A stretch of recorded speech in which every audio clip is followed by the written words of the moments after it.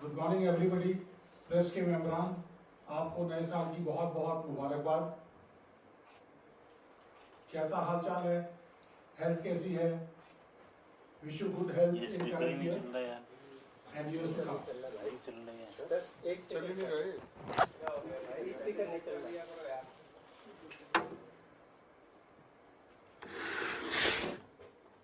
चल तो रहा है भाई, आवाज नहीं आ रही, ऑडियो नहीं आ रही। सुनील बोलना। सुनील जैसा आप बोल रहे हो ना वो चीज आवाज आ रही थी, माइक से बोलना नहीं बोल सकता।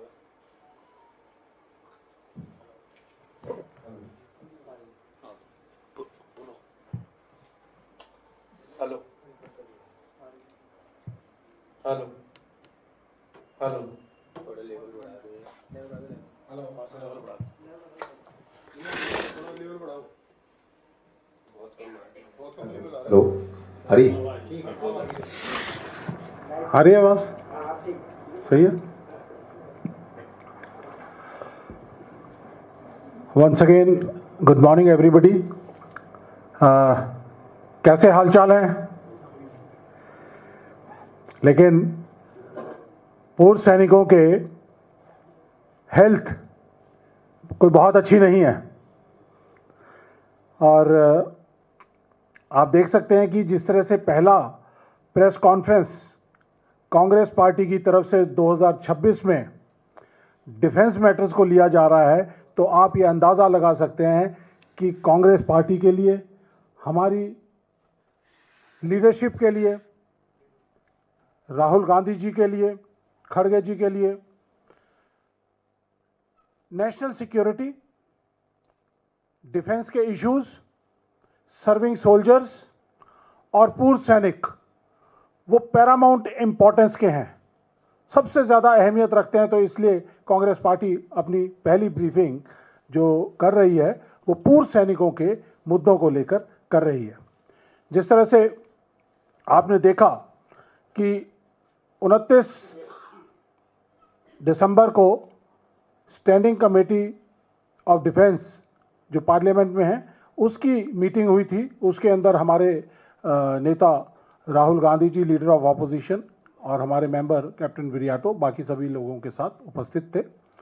और इस बार जो मुद्दा था वो defence services ex serviceman welfare directorate अपनी ब्रीफिंग दे रहा था कि हम कितना कुछ कर रहे हैं।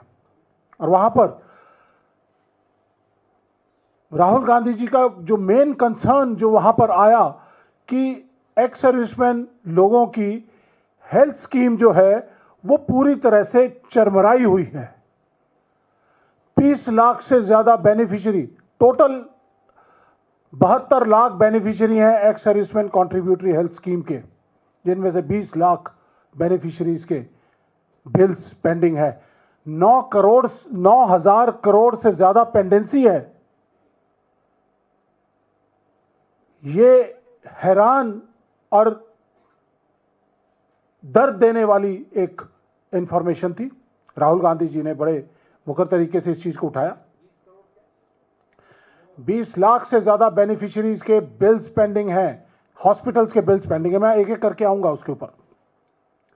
तो राहुल गांधी जी इतने व्यथित हुए इस चीज को देखकर कि हमारे अगर पूर्व सैनिकों के स्वास्थ्य के बारे में अगर सरकार सीरियस नहीं है तो ये कतई बर्दाश्त नहीं होगा।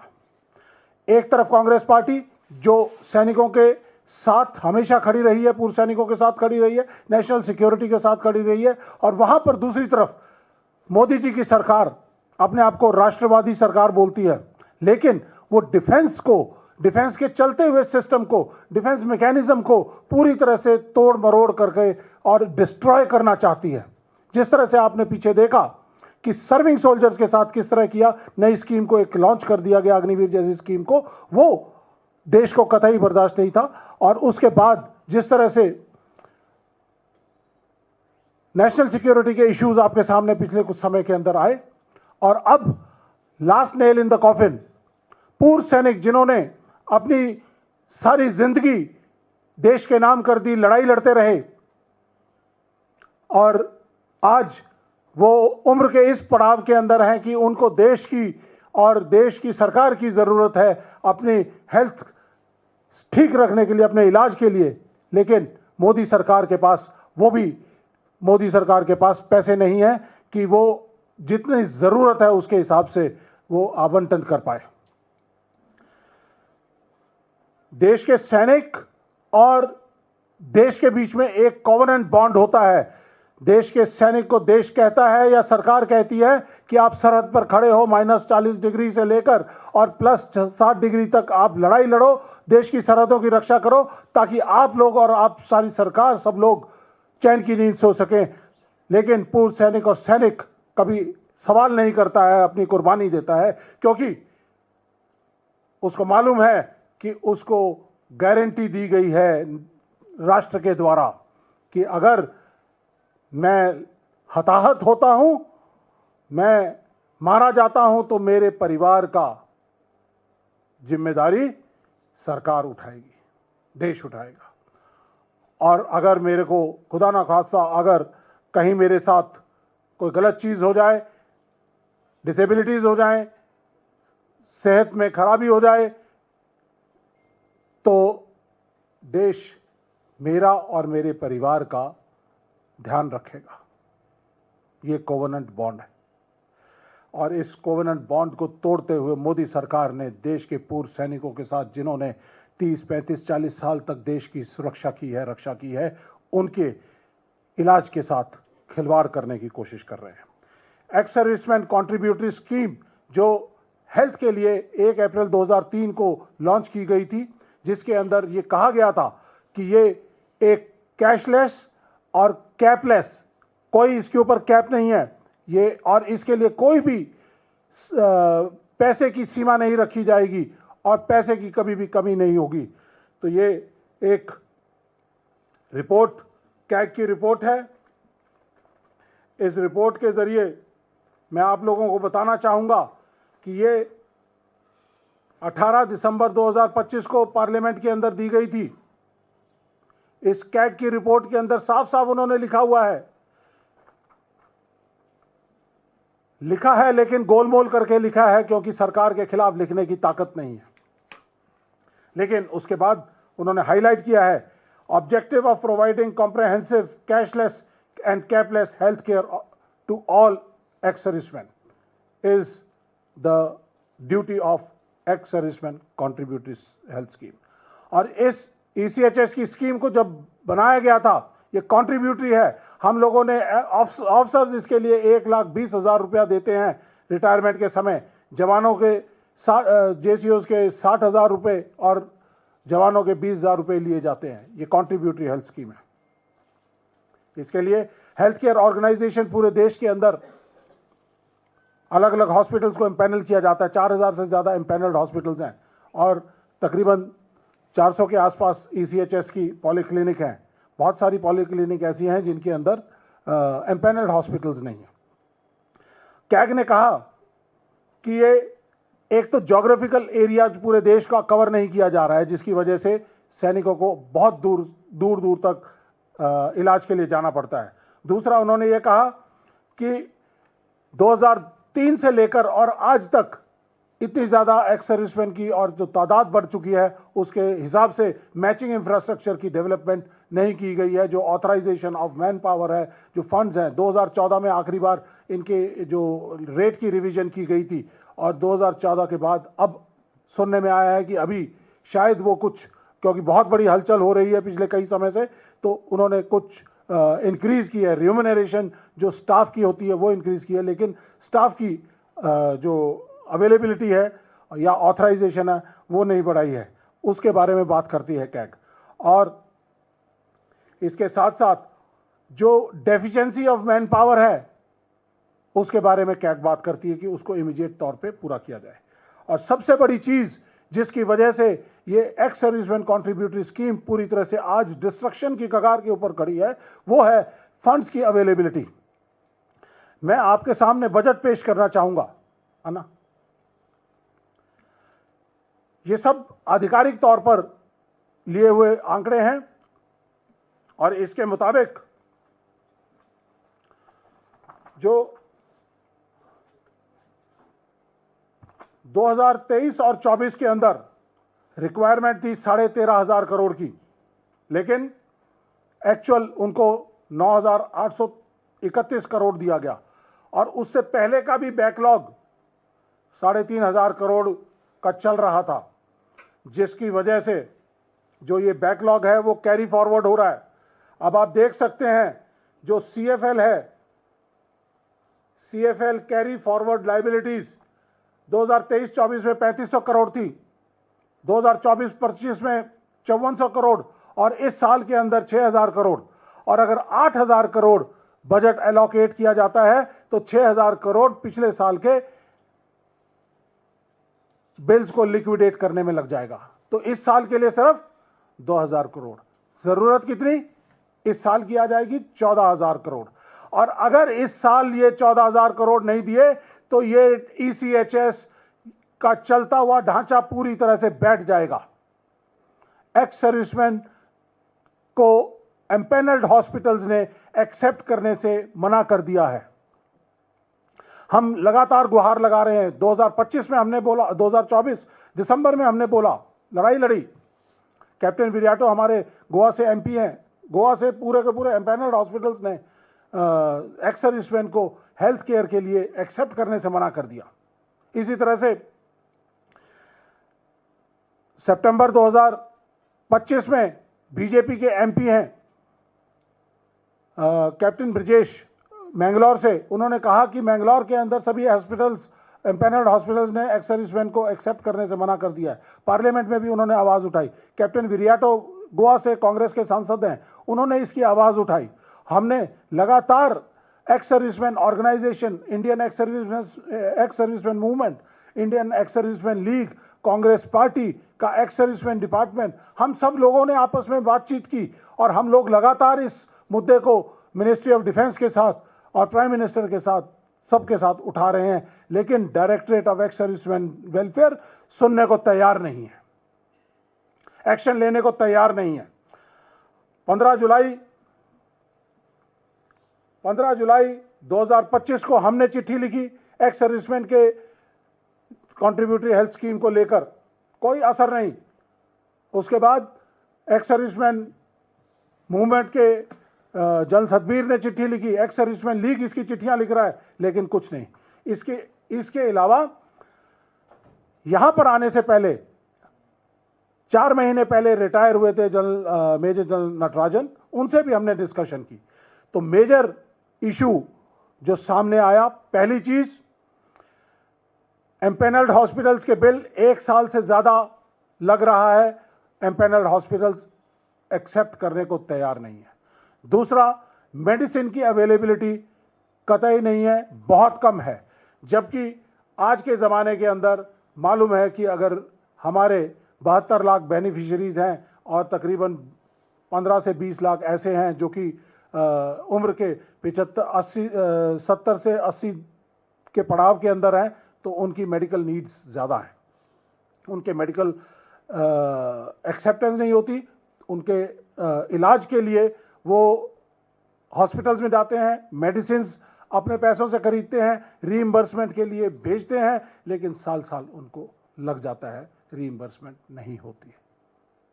यहां मैं अपना पर्सनल एग्जांपल कोट करना चाहूंगा कि मैंने ऐसे हालात को देखते हुए, हमें इस कैशलेस और कैपलेस स्कीम में इमरजेंसी की तकलीफ है।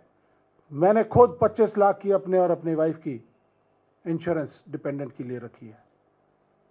ऐसे ही तमाम लोग इंश्योरेंस स्कीम्स के ऊपर निर्भर कर रहे हैं।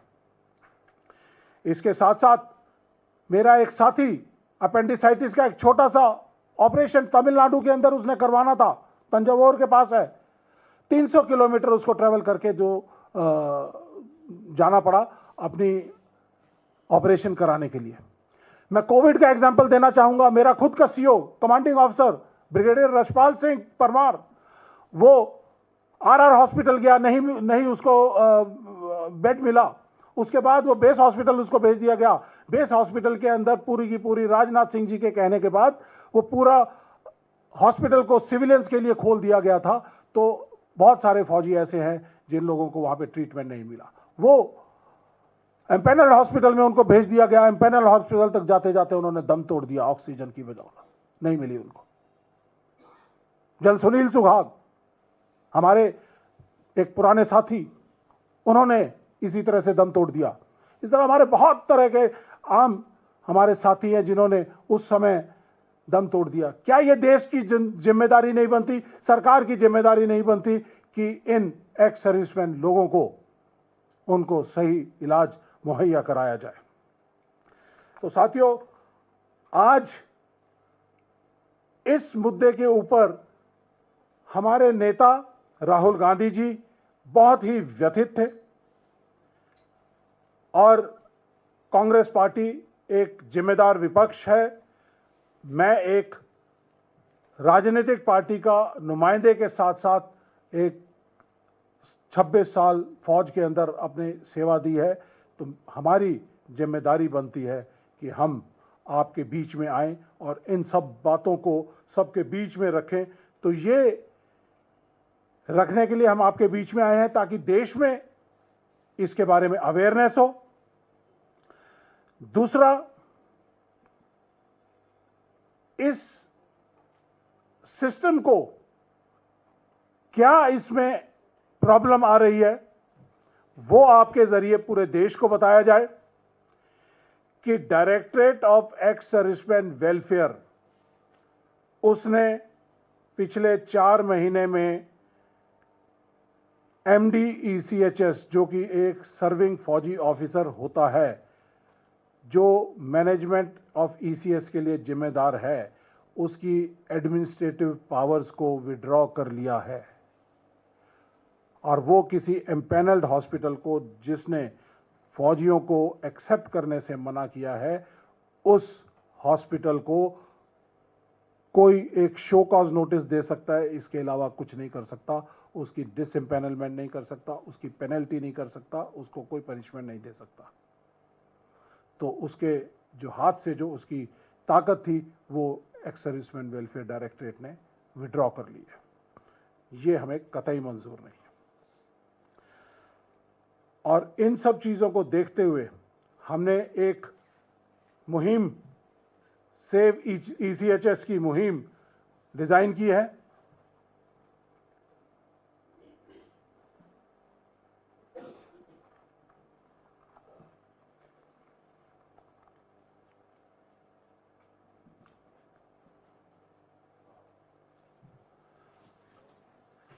ये आप लोगों के सामने पेश करना चाहेंगे।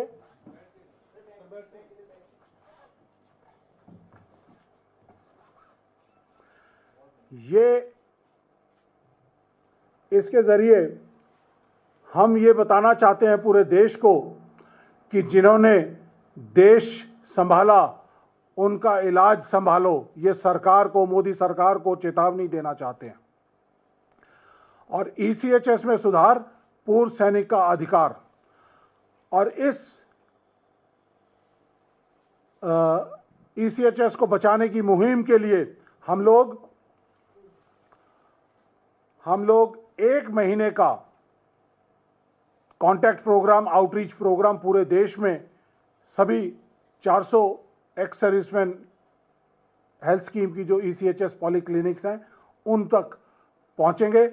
हमारे जो एक्शन प्लान है उसके तहत हमने ये मिस्ड कॉल नंबर हमने जारी किया है, इसको स्कैन कर सकते हैं। स्कैनर के अंदर मिस्ड कॉल नंबर है, इससे मिस कॉल करके हम एक गूगल फॉर्म सभी के पास पहुंचा रहे हैं। और जितने भी 20 लाख लोग जिनके बिल्स पेंडिंग हैं उन लोगों को अप्रोच कर रहे हैं और 1 महीने का समय हम ले रहे हैं इसके अंदर कि सभी बिल्स को, जिसका पेंडिंग बिल है वो हमारे पास इसके जरिए पहुंचाए। और साथ में हमारी एक्स सर्विसमैन डिपार्टमेंट की जो टीम्स हैं वो हर ECHS क्लिनिक पर 1 महीने के अंदर जाएंगी और जितनी पेंडेंसी है, पेंडिंग बिल्स हैं, उनको लाकर यहाँ पर दिल्ली में हमारे पास यहाँ पर इकट्ठा किया जाएगा। ये पूरा 1 महीने चलने वाला कॉन्टैक्ट प्रोग्राम है और इसके ज़रिए जो भी कोई अपना बिल अपलोड करना चाहता है तो इस स्कैनर मिस्ड कॉल के ज़रिए कर सकता है और मिस्ड कॉल के बाद हम लोग, हमारी टीम उनको अप्रोच करेगी और उनसे उनके पेंडिंग बिल्स मंगवाएगी। उसके बाद 30 जनवरी के बाद बजट सेशन शुरू हो रहा है। मोदी जी को यहां से सीधे सीधे चेतावनी देना चाहते हैं कि आपके पास 30 दिन का समय है। आप 14,000 crore x servicemen contributory health scheme को तुरंत प्रभाव से दे दीजिए, वरना पूर्व सैनिक दिल्ली में अपनी डिमांड्स को लेकर यहां पर धावा बोलेंगे और उसका आगे का प्रोग्राम हम निर्धारित करेंगे। दिन हम तय करेंगे, वक्त हम तय करेंगे और इन मुद्दों को Rahul Gandhi ji, leader of people, leader of opposition in Lok Sabha, वो इन मुद्दों को संसद से सड़क तक उठा रहे हैं, उठाएंगे।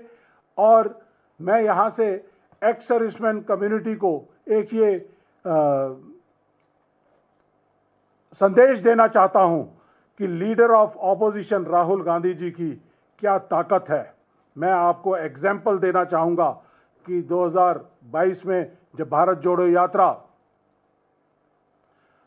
दिल्ली में प्रवेश करने वाली थी, हरियाणा में प्रवेश की थी 21 दिसंबर 2022 को, तो उस समय पर OROP 2 जो 2019 में लागू होना चाहिए था, 2022 में सुप्रीम कोर्ट ने ऑर्डर पास किया गवर्नमेंट को कि इसको लागू कर दीजिए। सरकार उसको लगातार 3-3 महीने बढ़ाती चली गई उस मियाद को, और 21 दिसंबर 2022 को हजारों की तादाद में पूर्व सैनिक राहुल गांधी जी से मिले और 23 दिसंबर को राजनाथ सिंह जी ने रात को 8:39 पर ट्वीट कर दिया कि हम OROP 2 लागू कर रहे हैं। ये है राहुल गांधी जी की पावर।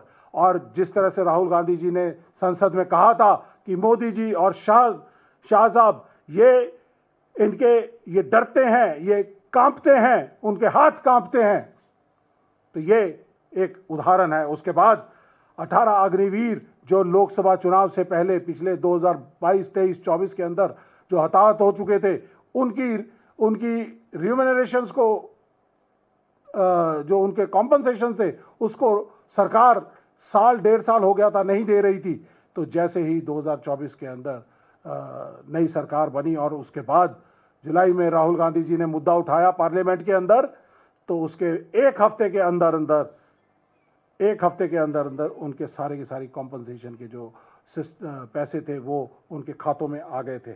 इसी तरह से अग्निवीर अमरनाथ जायसवाल, आपने बिहार में देखा होगा, उसकी इंडेक्स फिंगर कट गई थी, उसको सेना से बाहर निकाल दिया गया था और राहुल गांधी जी ने उसका मुद्दा उठाया, तो एक हफ्ते के अंदर उसके बचे हुए पैसे उसको दे दिए गए थे। तो एक्स सर्विसमैन कम्युनिटी से, बेनिफिशियरी से मैं कहना चाहूंगा कि आप अपने तुरंत प्रभाव से अपने बिल्स को अपलोड करिए। आपकी आवाज राहुल गांधी बनकर आंधी की तरह आपकी आवाज को सड़क से संसद तक उठाएंगे। ये हमारा वायदा है और ये हमारी जिम्मेदारी भी है, एक जिम्मेदार विपक्ष होने के नाते।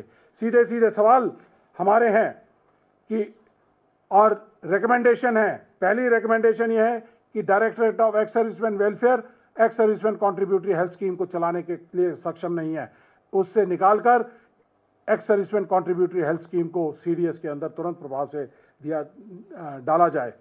एडमिनिस्ट्रेटिव पावर्स जो एक्स सर्विसमैन वेलफेयर डायरेक्टरेट ने ECHS MD की अपने वापस ले ली हैं, वो तुरंत प्रभाव से वापस किया जाए। उसके बाद 14,000 करोड़ का आवंटन तुरंत प्रभाव से किया जाए। पेंडिंग जितने भी बिल्स हैं बेनिफिशियरीज के, वो तुरंत प्रभाव से दिए जाएं। और इसके साथ साथ बहुत सारे जो हॉस्पिटल्स हैं वो सरकार से बहुत ही पीनट्स, छोटे से दाम में उन्होंने जमीनें खरीद रखी हैं, तो ये कोवेनेंट एक्ट लाया जाए, उनके ऊपर जिम्मेदारी डाली जाए कि अगर आप सरकार से कंसेशनल दाम के ऊपर अगर जमीन लेते हैं तो आपकी जिम्मेदारी बनती है कि आप पूर्व सैनिकों को मान और सम्मान और उचित उनको जगह स्थान देते हुए उनकी एक्सेप्टेंस करें और उनको सही इलाज मुहैया कराएं। ये हमारी पूरी तरह से हमारी डिमांड्स हैं। और अगर ये नहीं होगा तो 30 जनवरी के बाद पूर्व सैनिक दिल्ली में सब लोग आएंगे, लीडर ऑफ ऑपोजिशन से मिलेंगे, सरकार के नुमाइंदों से बात की जाएगी और आगे का प्रोग्राम जो है वो तब तय किया जाएगा। रणनीति तब बनाई जाएगी, बनाई हुई है, रणनीति तब तय की जाएगी और बताई जाएगी कि हम आगे क्या करने वाले हैं। साथियों, ये एक संवैधानिक और नैतिक मुद्दा है। ऐसा ना हो कि soldiers are remembered during war ends, soldiers are slighted और फॉरगॉटन। ऐसा नहीं है। हमारे देश के 140 करोड़ नागरिक देश की सेनाओं के साथ भावुकता से जुड़े हुए हैं। राहुल गांधी जी, कांग्रेस पार्टी भावुकता से उनके साथ जुड़ी हुई है और उनके मुद्दे लगातार उठाती रहेगी।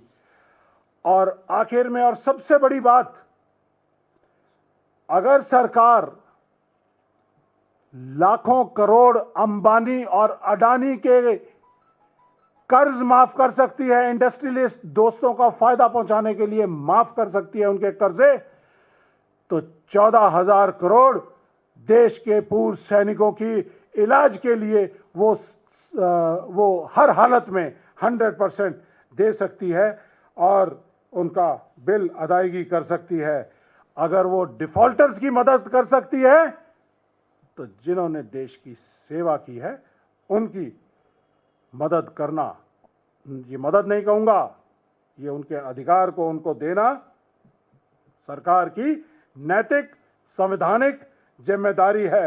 ये कोई दान या उपकार नहीं है, यह पूर्व सैनिकों का अधिकार है जिसके लिए हम कांग्रेस पार्टी, पूर्व सैनिक एक साथ हैं, लड़ाई लड़ेंगे और मोदी सरकार को मजबूर करेंगे कि वो इसके ऊपर सही फैसला करे और आने वाले समय के अंदर किसी भी पूर्व सैनिक को इलाज की वजह से अपनी जान गंवानी ना पड़े। और अगर ऐसा नहीं हुआ तो मैं ये भी चेतावनी देना चाहता हूं कि आज के हालात के अंदर एक्स सर्विसमैन कॉन्ट्रीब्यूटरी स्कीम पूरी तरह से चरमरा जाएगी और टर्मिनल डिजीज से जो ग्रस्त हमारे पूर्व सैनिक हैं, लाखों की तादाद में बेनिफिशियरीज हैं, तो कहीं ऐसा ना हो कि उनको अपनी जान से इलाज के बिना हाथ धोना पड़े। धन्यवाद।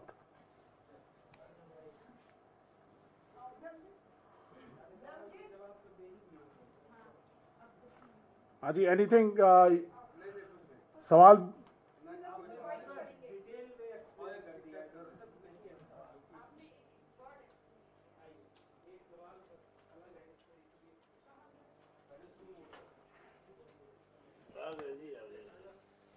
इसके ऊपर